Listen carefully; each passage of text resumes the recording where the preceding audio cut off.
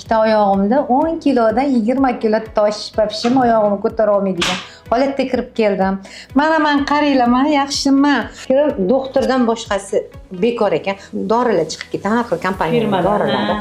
1 tiyinga qimmat. Mana shu doktorlarga mingdan bir rahmat. Kecha xastada ikkita oyog'imda 10 kilodan 20 kilo tosh papishim oyog'imni ko'tara olmaydigan holatga kirib keldim.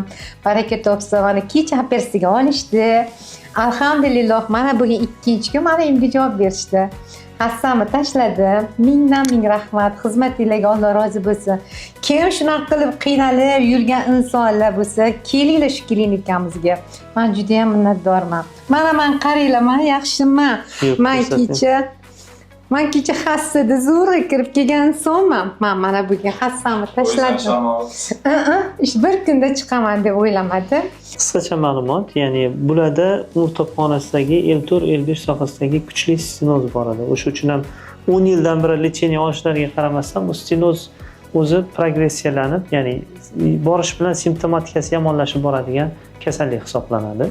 Birdaniga operatsiya qilish kerak emas, lekin agar shu darajaga yetgan bo'lsa, kutib yana lecheniya olishlik faqatgina nervlarni ishdan chiqarishga olib kelishi mumkin.